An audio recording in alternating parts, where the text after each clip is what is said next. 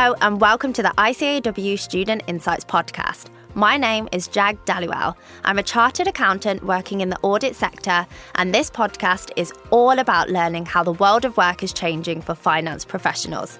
Today, we're focusing on emerging technologies like artificial intelligence and learning how accountants can get ahead of the curve. It is starting to have an impact in the world of accounting, and I'm fairly certain that impact will only increase. AI can't replace humans. What we're seeing as more and more important is teaching people how to apply their human skills. Technology is a fast-moving space, and finance professionals always have something new to learn. There's also a lot of talk about accountants being replaced as technology gets more sophisticated, so we're going to bust some myths around that contentious issue. To find out what's really going on and get some answers on those big topics, I'm joined by Daniel Clark, business trainer, writer, and all-around tech expert. And later today, we'll hear from Fay Bordbar, Global Digital Skills Lead at Mazars. So hi, Daniel. Thanks for joining us today. Hi, good to be here. You're fully immersed in this world. How did you develop this particular specialism? Well, with hindsight, I've sort of dipped in and out of new technologies for quite a long time. And I think the point where I fully committed to this area was actually, I can pinpoint it, was in 2008. And I'd moved into professional education. And I started hearing about this thing called Facebook. And it seemed like everyone I knew under 30 was using this thing. So I thought I should have a look at it. And I went and had a look at it and thought, this is big. This is going to change the world. I think this is going to be really, really huge. And decided I would really investigate and see what the implications were. And it seemed to me that the place to start was, how can we use these Web 2.0 tools to be better at our jobs? So I was a tutor at the time. I was teaching people to pass their exams. And I started identifying and giving presentations around, how can all this make you a better tutor? So how can it help for you to follow certain blogs, or to use LinkedIn, or to listen to podcasts? And, how can these resources help? And that's kind of where it started. So then, what kind of emerging technologies are you seeing that are coming in the world of business? I mean, there's a number of answers to that. So the ICAEW have identified a suite of technology themes that they believe are going to have the most impact on the work of accountants. And I'm vice chair of the ICAEW Tech Board, and periodically we review these themes and say, do we think these are still the right ones? And at the moment we do. Obviously they'll change over time. So those are automation, artificial intelligence, blockchain, cybersecurity, cloud computing, data, and digital transformation. The biggest, most high-profile at the moment is artificial intelligence, out of those undoubtedly. And then automation, actually. There's a huge amount going on around automation, and they're a very interesting pair of technology themes, because they're almost polar opposites, but you can kind of use them together as well. Automation is very much about, just to give a high-level view, automation is very much about rule-based things. If this, then that, and you can kind of get that all to that process to happen without the intervention of people. Whereas artificial intelligence, by definition, is not rule-based. It's about the machines actually, to use an analogy, kind of making decisions and updating and kind of changing what they do. In terms of the accountancy profession, which one would it kind of be? Is it that more automation, or is it more the artificial intelligence, or is it combined? How does it work? Well, in terms of what the profession is doing now, there's a lot of automation around. I have worked with a couple of the quite big automation companies in the past, and they've said actually finance is probably the biggest single use case for what they're seeing, because we tend to deal with a lot of repetitive processes. You think about your month-end close or whatever, and you kind of do the same sort of thing. So that stuff is all absolutely ripe for automation. But if we're looking sort of on the horizon, artificial intelligence clearly is a huge thing. It is starting to have an impact in the world of accounting, and I'm fairly certain that impact will only increase over time, even if it's a bit unpredictable to see exactly where it's going to go. Daniel, what are the practical applications that accountants are using AI for every day already? So what we're seeing is that AI is being built into a lot of accounting software now. So if you look at the big software packages, they have various tools that they're developing. So one example is automating reconciliations, that it can identify a particular transaction, and based on the characteristics of that transaction can work out sort of where it should be coded and how it should be matched off. And even, sort of the mass market packages are doing this. So what that means is that there's a lot of time being saved in coding up transactions. Another use that's very commonplace is in risk management, looking at data sets and identifying risk areas. And there's various companies, I won't name them, but various companies have tools on this, and they'll have modules around sort of payroll or revenue or something like that you can flag up transactions that look odd or risky. I think particularly generative AI and that sort of thing is also being used as a productivity tool. So this isn't distinctive to accountants necessarily, but for all professionals, it's being used to do things like, summarize email threads, potentially draft emails, draft reports, review reports, generate PowerPoint decks, those sorts of things. So that it's used as a productivity boost. How do you see jobs evolving alongside of that then? So I guess what is likely to have the most impact over time is actually the Microsoft Copilot suite, because most people use Microsoft tools and it's being sort of built into those tools. So that will have a big impact. I hope it will make accountants more productive, as it will most knowledge workers. They've been very carefully called co-pilots. they are there to help you, direct to where you want to get to. And certainly the studies that have been done about productivity show that you can get some quite significant increases in productivity. So I think we'll see that. And then over time, I think we'll open up new areas that accountants can add value in. I like to use the historical analogy of spreadsheets, because the spreadsheet was invented in 1979. And at the time, genuinely, there were fears that, is this going to mean lots of accountants out of work? Is this going to replace all of us? And of course, what happened was the absolute opposite. What happened was that accountants were able to add a lot more value. They could do a lot more. They could contribute a lot more to the business. And there are now more accountants than ever because we've learned to do that. And I'm cautiously optimistic that we'll see something a little bit similar with artificial intelligence, that we will learn to use it. We will add more value, and the profession will go from strength to strength. Now, what that does mean is that accountants and everyone else, to be effective, needs to learn to use these tools well. And that is going to be a critical skill going forward, I think, understanding what the tools can do and how best to use them. How much of it is just simply all hype? Because there's so much noise around it. So when we see it out there, hear things about it, how do we kind of distinguish between what's kind of real, so that science fact, versus what's more of that science fiction?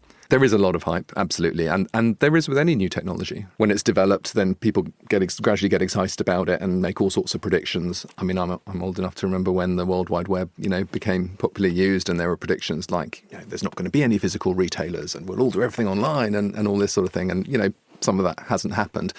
But there's no doubt the World Wide Web has changed the world in all kinds of ways, a lot of which we couldn't predict. So I think it's similar with artificial intelligence. It has become a total buzzword, and you can get your AI-powered dishwasher or something. I mean, it's being slapped on all kinds of software labels and not really meaning anything. Yeah, absolutely. I think we're kind of at the point where you can't just ignore it and feel as though we do need to embrace and adapt ourselves to it. So you did kind of and adapt the tools to us, by the way. It's not just one way. Yeah. So there's an element of we need to adapt to the tools, but we also, as a society, need to take responsibility for shaping the tools to work in positive ways rather than negative ways. Because, I mean, saying, we can embrace these tools and they can be used for good, I'm absolutely not ignoring the fact they can absolutely be used for bad as well, and we could have some very negative consequences. But I guess my belief is the more aware and the more educated and the more skilled we are around using them, the less likely that is to happen, because we will actually own the direction that these things are going in. I'm thinking I probably need to start putting in time and really just understanding how best to kind of use it and for it to be used, if that makes sense. And that's again the challenge, but also the exciting aspect of that is that's different for literally every person, because these tools are so flexible. You sort of, the way you use them is different according to how you work, and every single person works a different way. How can accountants then begin kind of future-proofing themselves? So is there anything that we should be doing to kind of making sure that we're occupying this new and evolved role? Sure. I work in training education. My field is around skills. So I think of this in terms of sort of what skills are important. And I think there's two broad areas that are important to focus on. And one is understanding the tools and how to work with them. And that's all the sort of all the good stuff that, Fay and others do around kind of training in how you use the tools and becoming aware of what they can do and thinking through, what does this mean for me, and just becoming aware. The other area I think is important to focus on is the bit that AI can't do and isn't likely to be able to do any in the foreseeable future. So what accountants do a lot of the time is actually to do with people. It's to do with building relationships and managing stakeholder relationships and communicating things. And So, I mean, one example I heard, which I quite liked, is it might well be that in the next few years we have some kind of tool that you can give it a transaction, it can work out the correct tax treatment, or at least the options around tax or something like that. However, if you've got a client, internal or external, how do you communicate this to them? You've got to think about what's that person's communication style, what's their risk appetite, how do they think about these things, how are you going to handle that conversation? And that is a really, really important skill. I think a lot of people are kind of assuming AI will be able to do it all. And it is true, there's a lot of people skills involved in our roles, especially in audit as well. Like you have said, there really is, you do need to be able to kind of deliver and relay messages in the way that is best for your client and their needs. So thank you, Daniel. That was really useful. And I've got some new tips that I can take away too. That's great. Fay, I'm looking forward to hearing your perspective on all of this. Thanks for joining me in the studio today. You're welcome. It's great to be here. Thank you, Jag. As a global digital skills leader at Mazars, you must be seeing everything happen in real time. So can you share your responsibilities that your role involves? So what does your day-to-day look like? So my main role is to build the Global Digital Skills Academy, where we want to house all of the technology upskilling that we've got at Mazars to help our people be the best versions of themselves and upskill in technology. My day-to-day role involves having calls, answering emails, but also I am fortunate enough to be able to travel to Paris and see the rest of my team and hearing from them about what training they need and how we can create content to suit their needs. That is really exciting. I wish I was able to go to Paris and all over the world as part of my job. I need to learn French, but actually we are testing some AI translating technology and I can now speak French via AI. Ça va? Ça va bien? Oui, oui. I guess a big part of your role then is around upskilling people. But how can you go about upskilling yourself? Are there any resources like websites or podcasts that you can share with us? So there's lots out there. I make use of LinkedIn Learning. There's a really good training on LinkedIn Learning called Career Essentials for AI. There's also some great people to follow on LinkedIn. So I follow a guy called David Benaim, who is an Excel MVP. And he posts some really short, sharp videos in the latest things that are being released in Excel. And I love to watch those and think how I can apply them to my work in Excel and then show others. And there's a book called Scary Smart by Mo Gawdat. And I learned a lot from reading that about AI and about the dangers, but also about the ethical considerations. There's one more thing I'd say, and that is to make sure you're aware of what skills you need at the moment to do your job the best you can. So I recently took a week-long course in project management, and from that I'm going to realign my project roadmap, my project baselines, and so that training I can directly apply to my job to make this project the best it can be. What tech skills do you and Mazars see as the most important for finance professionals? So going back to what Daniel was saying, it is really important to upskill people in the technologies, but actually, as far as we stand at the moment, AI can't replace humans. And what we're seeing as more and more important is teaching people how to apply their human skills. So, for example, a big area that we are investing in at the moment is innovation mindset training. We want people to think more expansively. We want to encourage a growth mindset and enable people to think, how can they solve their own problems? Teaching them a new mindset, a new way of approaching their problems is a better way of moving forward in that area. We are also focusing, of course, on those really important tools that people use every day in the business, such as Excel and Power BI, and more recently, the fundamentals of artificial intelligence. The way that we're tackling this is a little bit different to traditional training methods. We are releasing short, sharp content bites, short recorded webinars in multiple time zones. Similarly to podcasts, people prefer to dial into a half an hour webinar rather than dialing into a full day's training or even a 3-day training course. So we're working out how can we break up content to make it more accessible for people. Should we be looking internally or externally as well for those training opportunities? So both. So if you're lucky enough to be part of a large organisation that delivers training internally, like we do, then look at what's out there, look on your learning management system and ask around, but also do some research. So if you haven't got training internally that is relevant or appropriate for what you need, do some research online, find a couple of courses and then present them to your managers in the business who can make a decision on whether or not they'll sponsor you to attend. Thanks, Fay. I think that will really help some listeners who are perhaps from some smaller firms. You became an ICAEW member in 2019. How valuable has the ACA been in pursuing that career in the tech space? It's been vital. So I trained with Deloitte in an audit analytics role, and I got some experience in internal audit and project management at that time. But actually, as my roles evolved, I've done some accounting work, some bookkeeping, management accounts. But really what I've always been passionate about is technology and how to apply technology to people's roles. And having the ACA gives me a foot in the door and a level of understanding that I have the skills to apply new knowledge that I can learn to a new scenario. So it's allowed me to focus on the area that I'm most passionate about, which is sharing my knowledge and upskilling others. And I think if I didn't have that ACA knowledge and if I didn't have that day-to-day bookkeeping knowledge, then I don't think I'd hold as much stead with people when I'm trying to explain how to use technology to perform their roles better. I think it's very hard for someone without an accounting background or someone without a qualification like the ACA to sit down with an auditor and say, this is how you could use technology for your role. Because the auditor will think, well, who are you to tell me that? You don't know what my job involves. Whereas I can confidently sit with the team and say, I know what it's like, I've done what you're doing, and I think I know how I can help. But tell me more, and I can look at the processes that I think we should change, which will really help make your role more efficient. That's really important then, actually, because I think it is, like you said, getting that foot in the door. If you didn't have that qualification, people can't really relate to you. So it's great to hear that it has such an impact. And actually, Jag, it's people like you and many of the auditors that hopefully will be listening to this that should be thinking, how could I use AI in my role? And having a conversation with someone who can help you with that.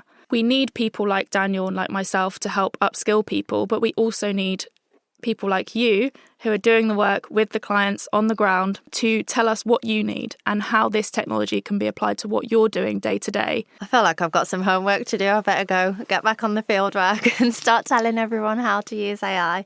So Fay, you're working a busy senior role. How do you manage your time against different priorities? It's not easy. I'm sure that there's lots of people listening to this currently studying for their qualification alongside their full-time role. The thing that I try to stick to is I try to always make time for my hobbies. So I love to go horse riding, I love to play bridge, the card game, and I find that if I put those hobbies to one side because work's really busy, then actually it doesn't do me any good in the long run. That is a really good piece of advice. Is there anything else that you'd kind of advise to our listeners, any ICAEW students at the moment? I would say prioritise what makes you happy.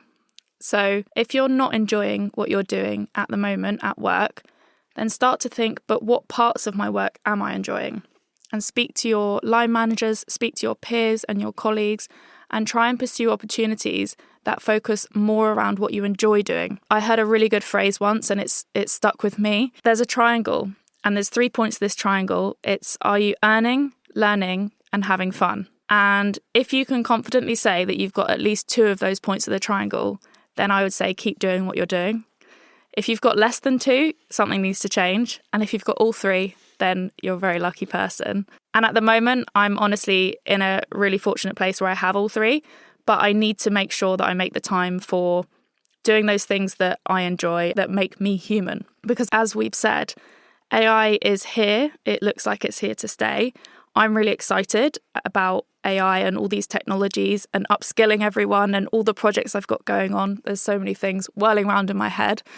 But I need to take a step back and make sure that I can turn up as the best version of myself to work. And to do that, I need to take some time out as well. That is something I'll definitely be taking away with me. So earning, learning and having fun. Having fun. How could I forget? Thank you so much, Daniel, Fay, for coming into the studio today. It's been great to have you both. Thank you. It's been great to meet you too. Cheers.